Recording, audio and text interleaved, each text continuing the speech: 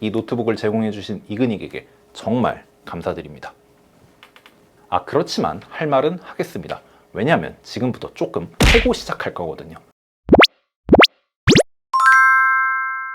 여러분 기하 반갑습니다. 기술지원TV의 기술지원입니다. 노트북을 구매하는데 필요한 최소한의 예산은 얼마일까요? 사람마다 조금씩 다르겠지만 저는 못해도 40만원 이상은 필요하다고 봅니다. 해당 가격 이하의 노트북을 찾기 힘들기도 하고 그 정도 가격은 되어야 적당한 성능을 제공하기 때문이죠. 하지만 몇몇 사람들에게는 이 40만원도 비싸다는 생각이 들 수 있습니다. 특히 윈도우까지 처음 설치해야 한다면 그 부담은 더 늘어나겠죠. 여기서 윈도우는 공짜 아니에요? 라는 말씀을 하실 수도 있는데 공짜 아닙니다. 돈 내고 쓰는 거예요. 아무튼 윈도우 10까지 포함해서 40만원 이하의 노트북을 찾기는 많이 어렵습니다. 하지만 오늘 소개해드릴 노트북은 윈도우 10 프로 정품을 포함하고 화면 크기도 15인치임에도 불구하고 30만원대 가격으로 출시한 제품입니다. 바로 이 이그닉의 리트북 15A입니다. 제가 처음으로 노트북을 대여가 아니라 제공을 받고 진행하게 된 리뷰입니다. 우선 이 노트북을 제공해주신 이그닉에게 정말 감사드립니다. 그렇지만 할 말은 하겠습니다. 왜냐하면 지금부터 조금 패고 시작할 거거든요. 장점과 단점 같은 여러분들이 알아야 할 부분들은 확실히 알려드리고 어떤 분이 구매하면 좋은지도 말씀을 드리겠습니다.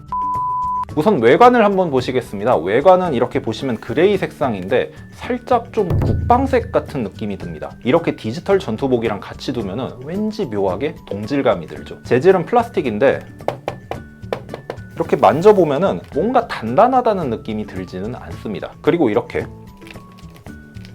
꾹꾹 눌러주게 되면 뭔가 좀 찌걱찌걱거리는 그런 소리가 나죠. 원가 절감 때문에 그랬는지는 몰라도 사용한 플라스틱의 질감이 이보다 높은 가격대의 노트북보다는 그렇게 좋지는 않습니다. 전체적인 마감은 딱 이 가격에 맞는 수준이다 라고 보시면 될 것 같아요. 물론 이 정도의 노트북에서 50만원대 혹은 그 이상의 마감을 바라는 것도 좀 욕심이기는 하지만요. 그래도 좋은 점은 디스플레이의 크기가 15.6인치로 매우 시원하다는 점인데요. 그리고 좋은 게 크기가 15.6인치라는 거를 생각을 해도 엄청나게 크지가 않아요. 이게 어떻게 가능할까 싶어서 제가 상판을 열어봤는데요. 참고로 한 손 열기는 안 됩니다. 양손으로 여셔야 돼요. 이렇게 보시면은 좌우랑 상단 베젤이 매우 얇아서 15.6인치임에도 불구하고 엄청나게 크다는 느낌이 들지는 않습니다. 그런데 디스플레이를 보면은 좀 특이한 점이 하나 있습니다. 제가 이 노트북의 얇은 베젤에 감탄하고 있었는데 계속해서 자세히 보니까 웹캠이 보이지 않더라고요. 보통 노트북의 웹캠은 위에 달려있는데 이게 어디 있지? 어디 있지? 이게 찾아보니까 여기 있더라고요. 제가 그동안 노트북을 진짜 정말 많이 써봤는데 웹캠이 하단에, 그것도 왼쪽에 달려있는 거는 진짜 처음 봅니다. 그래서 웹캠을 켜게 되면은 각도가 정말 독특해요. 저같이 이렇게 턱 두 개인 사람들은 이 노트북으로 화상회의 할 때 주의하시는 게 좋겠죠. 줌 같은 화상회의 할 때는 얼굴 전체가 보이게 하려면 노트북을 좀 많이 떨어뜨리거나 아니면 이런 식으로 받침대를 이용해서 높이 들어 올리는 게 좋습니다. 그리고 웹캠 성능에 대해서 말씀을 드리자면은 좀 처참합니다. 그냥 얼굴을 보여주는 수준이라고 생각하는 게 편해요. 자, 그럼 이제 키보드를 한번 살펴보겠습니다. 키보드는 이런 식으로 10키가 포함되어 있고요. 사이즈는 풀 사이즈입니다. 그래서 이제 키들이 하나같이 다 큼직큼직해요. 그래서 저처럼 이렇게 손 큰 사람들도 쓰기에는 참 좋습니다. 눌리는 감, 그러니까 반발력도 괜찮아서 정말 좀 키보드 제대로 쓰는구나 하는 느낌이 드는데, 문제는 눌림 문제랑 합쳐져서 타이핑을 할 때마다 뭔가 흐물흐물거리는 느낌이 든다는 겁니다. 이게 조금만 더 단단했다면 좋은 키보드가 되었을 텐데 살짝 아쉽습니다. 그리고 풀사이즈의 키도 좋기는 하지만 이런 10키의 존재 때문에 약간 좀 배열이 살짝 촘촘하게 박혀 있다는 느낌이 많이 듭니다. 만약에 여러분들이 빠르게 정신없이 타이핑을 하다 보면은 살짝 오타를 내실 수도 있겠더라고요. 저는 개인적으로 키보드가 좀 무난과 별로의 사이쯤에 있다고 생각하는데 다른 분들은 어떻게 생각하시는지 한번 들어보도록 하겠습니다.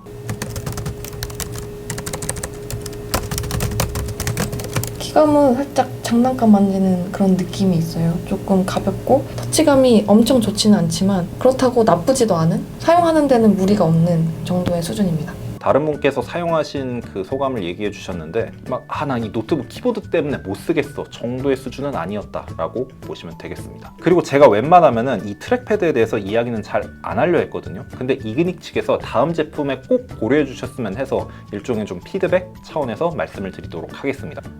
솔직히 잘못 만드셨어요. 일단 지문인식 센서, 이게 트랙패드에 있는 건 좋습니다. 이 가격대에 지문인식 센서를 넣어준 것 자체가 정말 반가운 일이에요. 그런데 그걸 제외하면 이 트랙패드가 좋다고 말하기는 사실 어렵습니다. 일단 이 트랙패드의 위치가 문제입니다. 타이핑을 이렇게 하다 보면은 이쪽 엄지가 있는 부분이 정말 잘 닿아요. 물론 다른 노트북들도 이 엄지 있는 부분이 잘 닿는 건 마찬가지지만 이거는 이 부분이 트랙패드에 닿는 면적이 꽤 넓은 편입니다. 그래서 타이핑을 하다 보면은 마우스 커서가 종종 튀어오르는 그런 문제가 발생하기도 합니다. 이게 대체 왜 그럴까 봤더니 트랙패드의 위치가 너무 가운데 딱 붙어 있어서 타이핑하는 손에 닿기가 정말 좋습니다. 일반적으로 다른 노트북들 같은 경우에는 트랙패드의 사이즈를 조금 줄인다던가 위치를 조금 왼쪽으로 옮겨서 손이 닿는 면적을 최소화하는 편인데 이거는 사이즈도 크고 위치도 너무 한가운데 있어서 아까 말씀드린 타이핑 중 커서가 자꾸 움직이는 문제가 발생하는 거죠. 트랙패드가 손에 실제로 많이 닿나요?